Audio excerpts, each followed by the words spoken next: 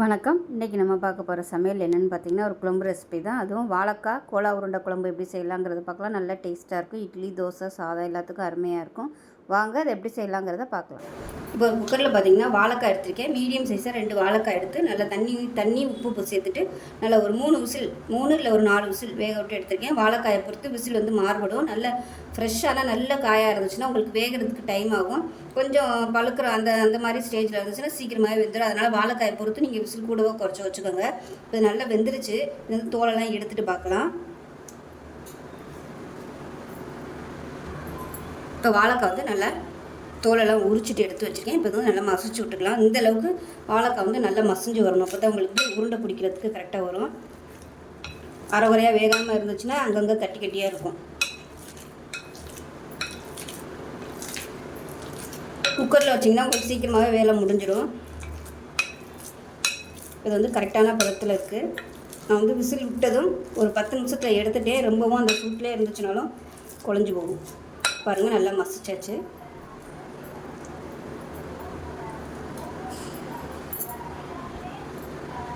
இப்போ அதில் பொடியாக நறுக்கின வெங்காயம் சேர்த்துக்கலாம். இப்போ அதில் கடலை மாவு சேர்த்துக்கலாம். பைண்டிங்க்காக 2 டேபிள் ஸ்பூன் சேர்த்துருக்கேன். இப்போ 1 டேபிள் ஸ்பூன் அளவுக்கு அரிசி மாவு சேர்த்துக்கலாம். அரிசி மாவு சேர்த்திங்கன்னா நல்லா கிறிஸ்பியாக வரும். 1 டேபிள் ஸ்பூன் மிளகாத்தூள். இப்போ இதுக்கு தேவையான உப்பு சேர்த்துக்கலாம். 1/4 டேபிள் ஸ்பூன் கரம் மசாலா தூள். இப்போ இதில் 1 டீஸ்பூன் போல் இஞ்சி பூண்டு பேஸ்ட்டு சேர்த்துக்கலாம். 1/4 டேபிள் ஸ்பூன் அளவுக்கு தனியாத்தூள் சேர்த்துக்கலாம். 1/4 டேபிள் ஸ்பூன் மஞ்சள் சேர்த்துக்கலாம். இது எல்லாத்தையுமே நல்லா பிசைஞ்சு விட்டுக்கலாம். பிசைஞ்சிட்டு எந்த அளவுக்கு உருண்டை பிடிக்க வருதோ அதுக்கு தகுந்த மாதிரி நீங்கள் இது பண்ணிக்கோங்க. அப்படி உங்களுக்கு உருண்டை பிடிக்க வரலைன்னா நீங்கள் எக்ஸ்ட்ரா வந்து அரிசி மாவு இல்லை கடலை மாவு சேர்த்துக்கணும். அரிசி மாவு சேர்த்திங்கன்னா உங்களுக்கு ஈரத்தன்மை ஃபுல்லாக நல்லா உள்ளே இழுத்துரும். அதனால் எக்ஸ்ட்ரா வந்து நீங்கள் அரிசி மாவு சேர்த்துக்கணும். இப்போ இது பார்த்தீங்கன்னா லைட்டாக ஒட்டுற மாதிரி இருக்குது. அதனால் கொஞ்சம் அரிசி மாவு சேர்த்துக்கலாம்.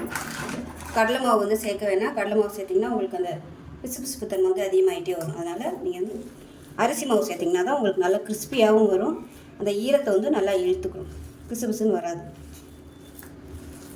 இதில் வந்து உங்களுக்கு ஃப்ளேவர் பிடிக்குன்னா நீங்கள் கொத்தமல்லி, புதினா இதெல்லாம் கூட பொடியாக நறுக்கி சேர்த்திங்கன்னா இன்னுமே நல்ல ஃப்ளேவர் ஆகும். இப்போ அது வந்து நல்லா பிசைஞ்சிட்டேன்.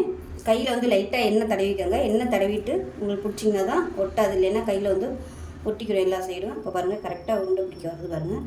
இந்த சைஸுக்கு எல்லாத்தையும் உருட்டி எடுத்துக்கலாம். இப்போ பார்த்திங்கன்னா எல்லாமே இந்த சைஸுக்கு உருட்டி எடுத்துருக்கேன். உங்களுக்கு எந்த சைஸுக்கு வேணுமோ அதுக்கு தகுந்த மாதிரி உருட்டி எடுத்துக்கோங்க. இப்போ பார்த்திங்கன்னா எண்ணெய் நல்லா காஞ்சிடுச்சு. ஒன்றுன்னா போட்டு நம்ம பொரிச்சு எடுத்துகிட்டு பார்க்கலாம் எல்லாத்தையும்.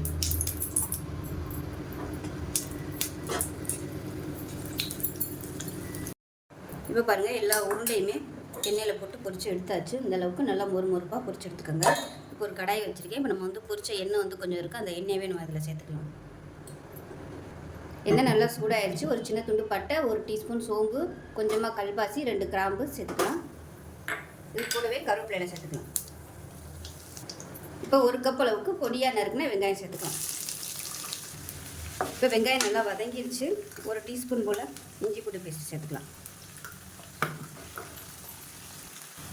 இப்போ இஞ்சி பூண்டு பேஸ்ட் நல்லா வதங்கிடுச்சு. இப்போ வந்து வீட்டில் வந்து சமையலுக்கு எது யூஸ் பண்ணுவீங்களோ அந்த பொடி சேர்த்துக்கோங்க. நான் வந்து வீட்டில் யூஸ் பண்ணுற குழம்பு தூள் வந்து சேர்த்துருக்கேன். அப்படி இல்லைன்னா நீங்கள் வெறும் தனியாத்தூள் கூட சேர்த்துக்கலாம். இது வந்து எண்ணெயில் ஒரு 2 நிமிஷம் வதக்கி விட்டுக்கலாம். இப்போ 2 நிமிஷம் வதக்கிட்டு மீடியம் சைஸாக ஒரு 3 தக்காளி மிக்சியில் அடிச்சு வச்சுருக்கேன். அதையும் சேர்த்துக்கலாம். சேர்த்து நல்லா கலந்து விட்டுட்டு, இப்போ தக்காளியை சேர்த்துட்டு நல்லா கலந்து விட்டுட்டு எண்ணெய் பிரிஞ்சு வரட்டும்.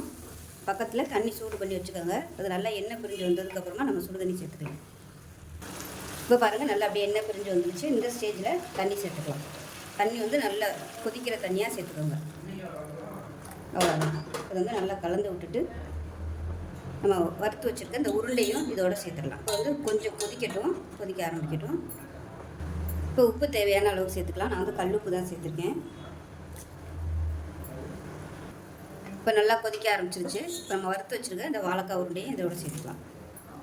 சேர்த்துட்டு நல்லா கலந்து விட்டுட்டு அப்படியே மீடியமான ஃப்ளேமில் கொதிக்கட்டும்.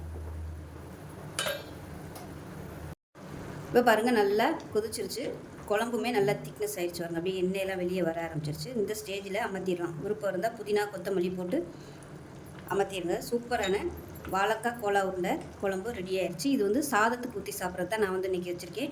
இதுவே நீங்கள் சப்பாத்திக்கு சாப்பிட்றதா இருந்தால் அது வந்து வேறு மெத்தடில் பண்ணணும். அடுத்த வீடியோவில் வந்து நான் அதை செஞ்சு காமிக்கிறேன். அவ்வளோதான். ஸோ இந்த வீடியோ பிடிச்சிச்சுன்னா லைக் பண்ணுங்கள், கமெண்ட் பண்ணுங்கள், சேனலை சப்ஸ்கிரைப் பண்ணுங்கள், பக்கத்தில் உள்ள பெல் பட்டனையும் ப்ரெஸ் பண்ணுங்கள். நன்றி.